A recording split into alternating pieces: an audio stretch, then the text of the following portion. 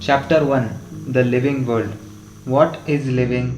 When we try to define living, we conventionally look for distinctive characteristics exhibited by living organisms: growth, reproduction, ability to sense environment, and mount a suitable response come to our mind immediately as unique features of living organisms. One can add a few more features like metabolism, ability to self replicate, self organize, interact, and emergence to this list. Let us try to understand each of these. All living organisms grow.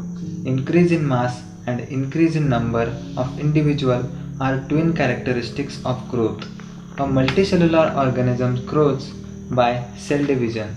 In plants, this growth by cell division occurs continuously throughout their lifespan. In animals, this growth is seen only up to a certain age. However, cell division occurs in certain tissues to replace lost cells. Unicellular organisms grow by cell division. One can easily observe this in vitro cultures by simply counting the number of cells under the microscope. In majority of higher animals and plants, growth and reproduction are mutually exclusive events. One must remember that increase in body mass is considered as growth. Non-living objects also grow if we take increase in body mass as a criterion for growth. Mountains, boulders, and sand mounds do grow. However, this kind of growth exhibited by living and non-living objects is by accumulation material on their surface. In living organisms, growth is from inside. Growth, therefore, cannot be taken as defining property of living organisms. Conditions under which it can be observed in all living organisms have to be explained, and then we understand that it is a characteristic of living systems. A dead organism does not grow. Reproduction, likewise, is a characteristic of living organisms. In multicellular organisms, reproduction refers to the production of progeny possessing features more or less similar to those of parents. Invariably and implicitly, we refer to sexual reproduction. Organisms reproduce by asexual means also. Fungi multiply and spread easily due to the millions of asexual spores they produce. In lower organisms like yeast and hydra, we observe budding. In planaria, flatworms, we observe true regeneration, that is, a fragmented organism regenerate the lost part of its body and becomes a new organism. The fungi, the filamentous algae, the protonema of mosses all easily multiply by fragmentation. When it comes to unicellular organisms like bacteria, unicellular algae, or amoeba, reproduction is synonymous with growth, that is, increase in number of cells. We have already defined growth as equivalent to increase in cell number or mass. Hence, we notice that in single cell organisms, we are not very clear about the usage of these two terms, growth and reproduction.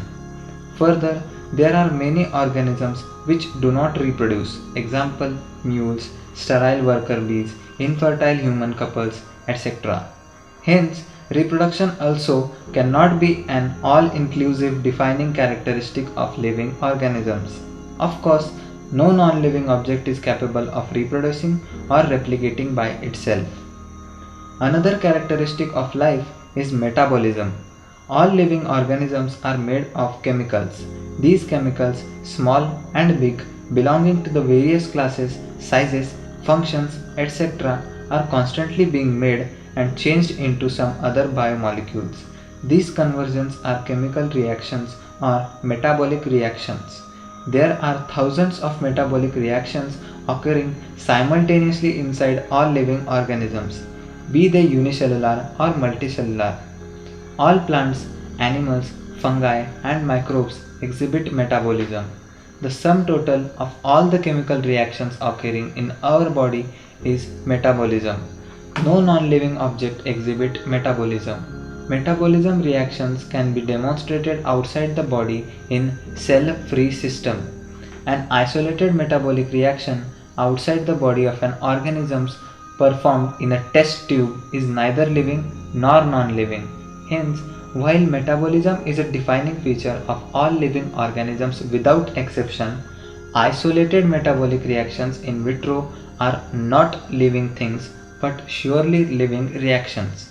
Hence, cellular organization of the body is the defining feature of life forms.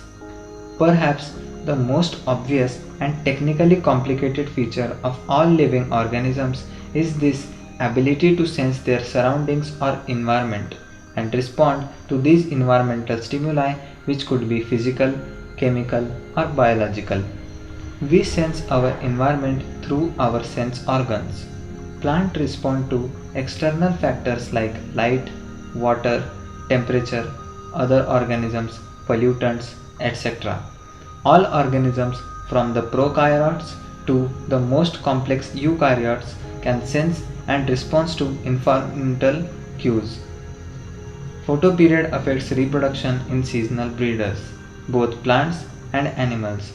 All organisms handle chemicals entering their bodies. All organisms therefore are aware of their surroundings. Human being is the only organism who is aware of himself, that is, has self-consciousness. Consciousness therefore becomes the defining property of living organisms. When it comes to human beings, it is all the more difficult to define the living state. We observe patients lying in coma in hospitals virtually supported by machines which replaced heart and lungs. The patient is otherwise brain dead. The patient has no self-consciousness. Are such patients who never come back to normal life living or non-living? In higher classes, you will come to know that all living phenomena are due to underlying interactions. Properties of tissues are not present in the constituent cells but arise as a result of interactions among the constituent cells.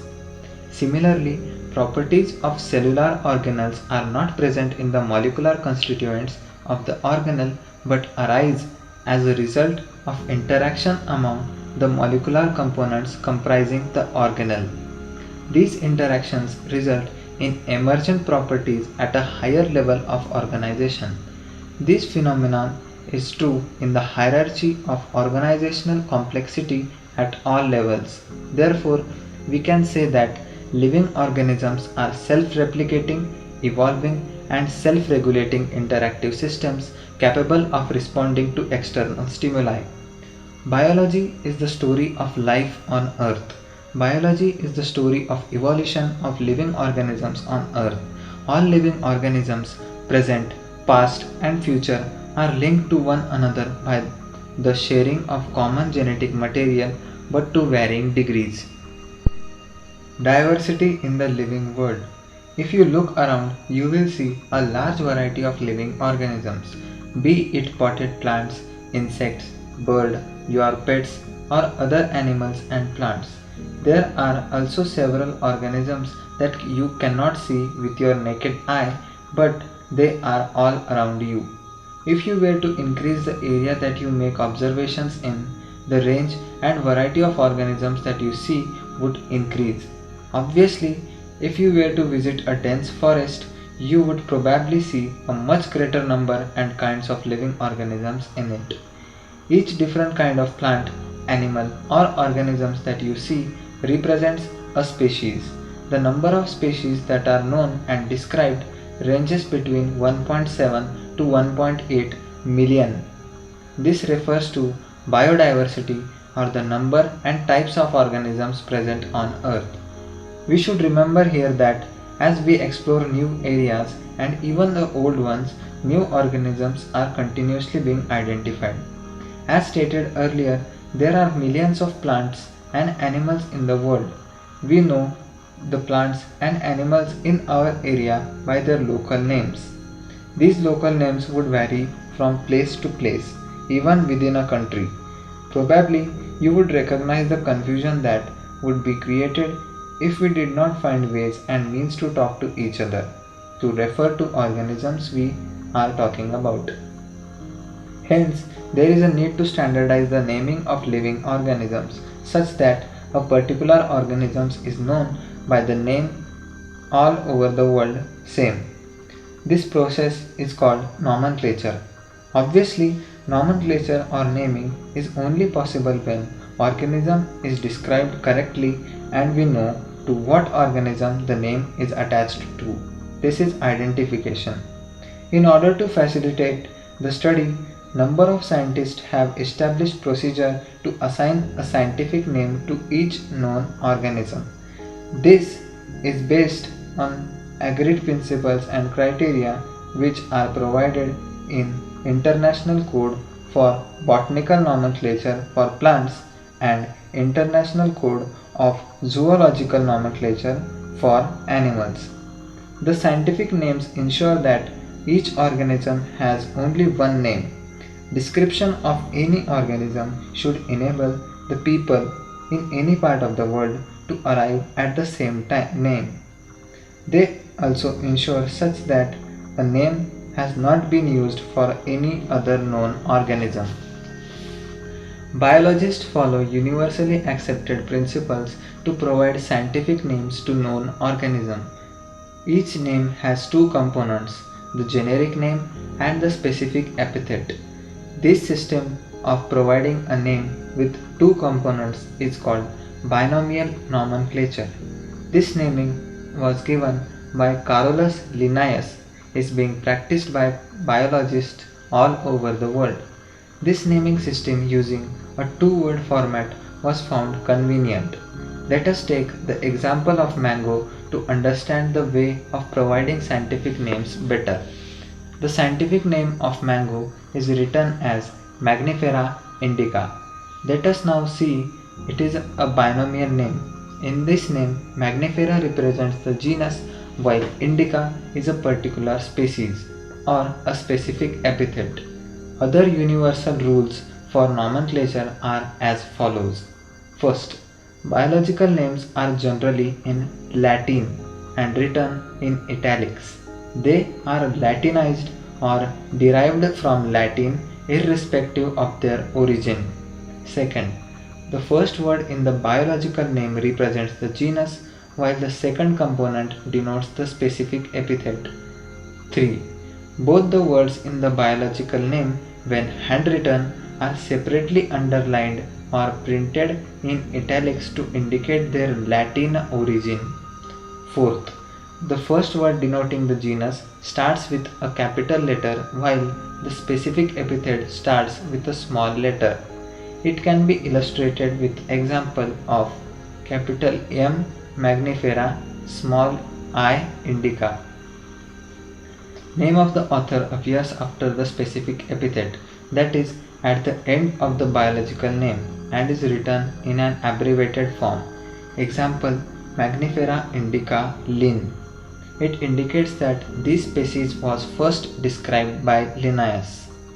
Since it is nearly impossible to study all the living organisms, it is necessary to devise some means to make this possible. This process is classification.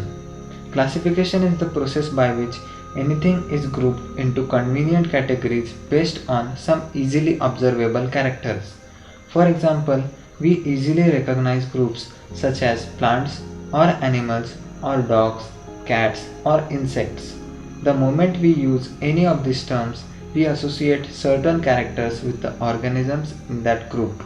What image do you see when you think of a dog? Obviously, each one of us will see dogs and not cats. Now if we were to think of Alsatians, we know that what we are talking about.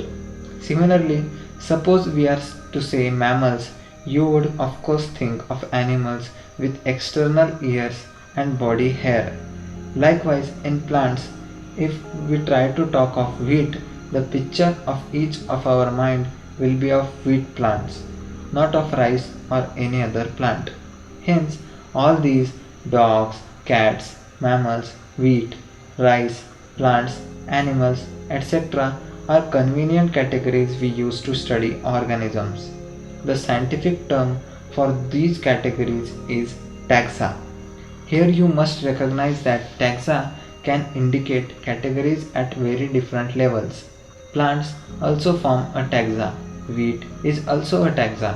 Similarly, animals, mammals, dogs are all taxa, but you know that a dog is a mammal and mammals are animals. Therefore, animals, mammals, and dogs represent a taxa at different levels.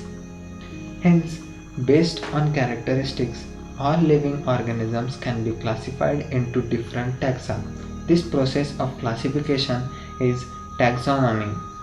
External and internal structure, along with the structure of cell, development of process, and ecological information of organisms are essential and form the basis of modern taxonomic studies.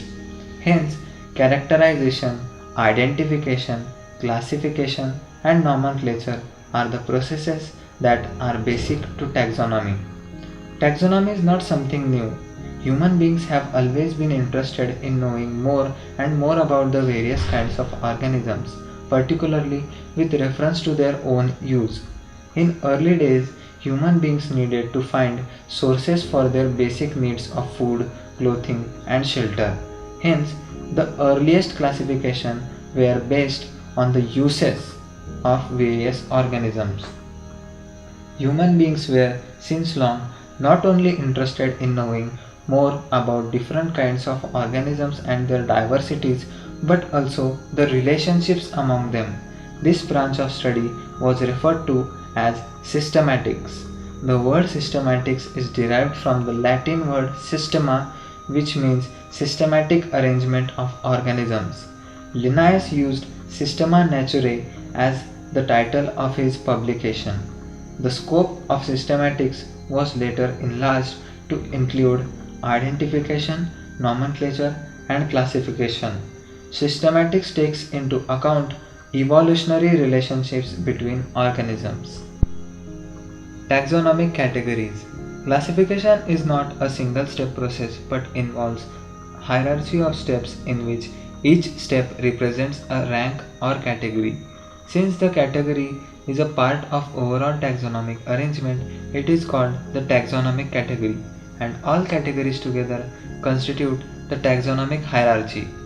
Each category referred to as unit of classification, in fact, represent a rank and is commonly termed as taxon. Taxonomic categories and hierarchy can be illustrated by an example. Insects represent a group of organisms sharing common features like 3 pairs of jointed legs. It means insects are recognizable concrete objects which can be classified and thus were given a rank or category. Can you name other such groups of organisms? Remember, group represent category. Category further denotes rank. Each rank or taxon in fact represent a unit of classification. These taxonomic groups, categories, are distinct biological entities and not merely morphological aggregates. Taxonomical studies of all known organisms have led to the development of common categories such as kingdom, phylum or division, class, order, family, genus, and species. All organisms, including those in the plant and animal kingdoms, have species as the lowest category. Now, the question you may ask is how to place an organism in various categories. The basic requirement is the knowledge of characters of an individual or group of organisms. This helps in identifying similarities and dissimilarities among the individuals of same kind of organisms as well as of other kinds of organism. Species. Taxonomic studies consider a group of individual organisms with fundamental similarities as a species. One should be able to distinguish one species from the other closely related species based on the distinct morphological differences. Let us consider Magnifera indica, Solanum tuberosum, and Panthera leo.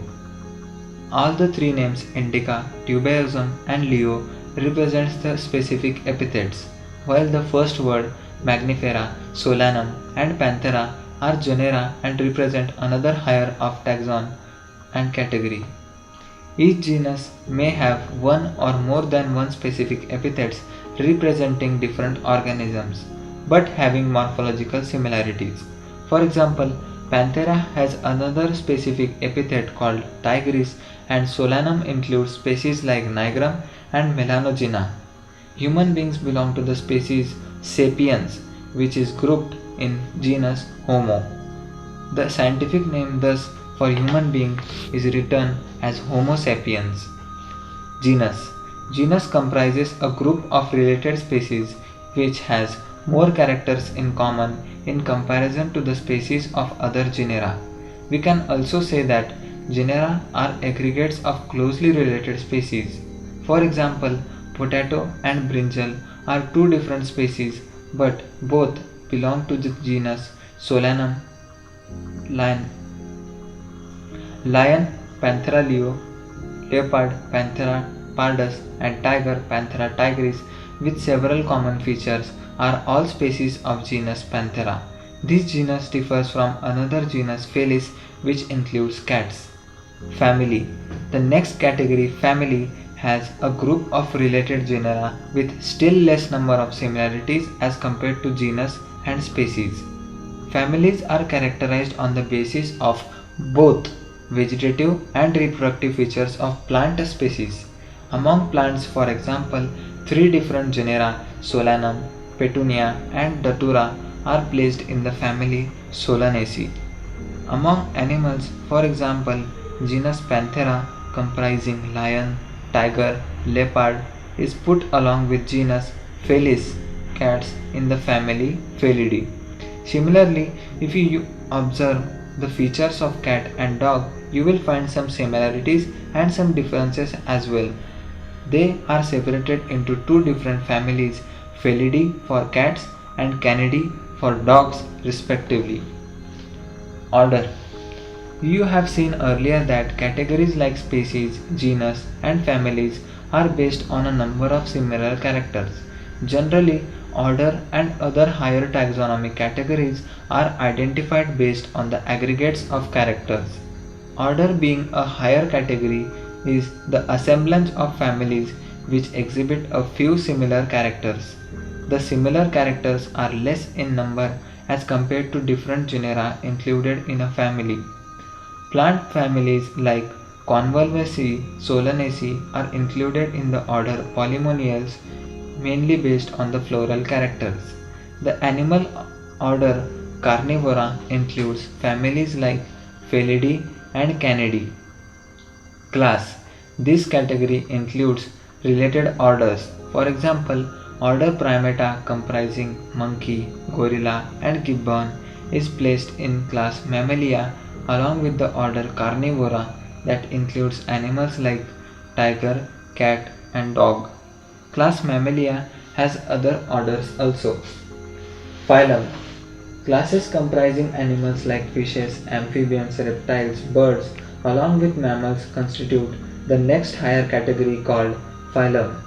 All these based on the common features like presence of notochord and dorsal hollow neural system are included in phylum Chordata.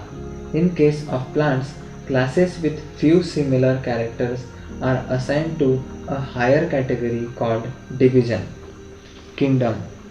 All animals belonging to various phyla are assigned to the highest category called Kingdom Animalia in the classification system of animals. The kingdom Plantae, on the other hand, is distinct and comprises all plants and various divisions. Henceforth, we will refer to two groups as animals and plant kingdoms. The taxonomic categories from species to kingdom have been shown in ascending order starting with species. These are broad categories. However, taxonomists have also developed subcategories in this hierarchy to facilitate more sound and scientific placement of various taxa. As we go higher from species to kingdom, the number of common characteristics goes on decreasing.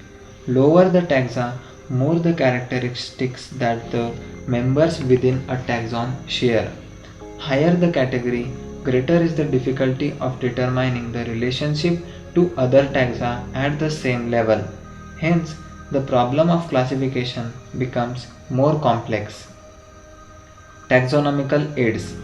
Taxonomic studies of different species of plants, animals, and other organisms are useful in agriculture, forestry, industry, and in general in knowing our bioresources and their diversity. These studies would require correct classification and identification of organisms. Identification of organisms require intensive laboratory and field studies. The collection of actual specimens of plant and animal species is essential and is prime source of taxonomic studies. These are also fundamental to studies and essential for training in systematics. It is used for classification of an organism, and the information gathered is also stored along with the specimens. In some cases, the specimen is preserved for future studies. Biologists have established certain procedures and techniques to store and preserve the information as well as the specimens. Some of these are explained to you help understand the uses of these aids. Herbarium. Herbarium is a storehouse of collected plant specimens that are dried, pressed, and preserved on sheets. Further, these sheets are arranged according to a universally accepted system of classification. These specimens, along with their description on herbarium sheets, become storehouse or repository for future use. The herbarium sheets also carry a label providing information about date and place of collection, English, local and botanical names, family, collector's name, etc. Herbarium also serve as quick reference system in taxonomical studies. Botanical gardens. These specialized gardens have collection of living plants for reference. Plant species in these gardens are grown for identification purposes, and each plant is labeled indicating its botanical or scientific name and its family. The famous botanical gardens are at Kew, England, Indian Botanical Garden, Howrah, India, and at National Botanical Research Institute, Lucknow, India. Museum. Biological museums are generally set up in educational institutes such as schools and colleges. Museums have collections of preserved plant and animal specimens for study and reference. Specimens are preserved in the containers or jar in preservative solutions. Plant and animal specimens may also be preserved as dry specimens. Insects are preserved in insect boxes after collecting, killing, and pinning. Larger animals like birds and mammals are usually stuffed and preserved. Museums often have collections of skeletons of animals too. Zoological parks. These are the places where wild animals are kept in protected environment under human care and which enable us to learn about their food habits and behavior. All animals in a zoo are provided as far as possible the conditions similar to their natural habitats. Children love visiting these parks, commonly called zoos. Key. Key is another taxonomical aid used for identification of plants and animals based on the similarities and dissimilarities. The keys are based on the contrasting characters generally in a pair called couplet. It represents the choice made between two opposite options. This results in acceptance of only one and rejection of the other. Each statement in the key is called a lead. Separate taxonomic keys are required for each taxonomic category such as family, genus, and species for identification purposes. Keys are generally analytical in nature. Flora, manuals and monographs and catalogs are some of the other measures for recording descriptions. They also help in correct identification. Flora contains the actual account of habitat and distribution of plants of a given area. These provide the index to the plant species found in a particular area. Manuals are useful in providing information for identification of names of species found in an area. Monographs contain information of any one taxon. Thank you very much.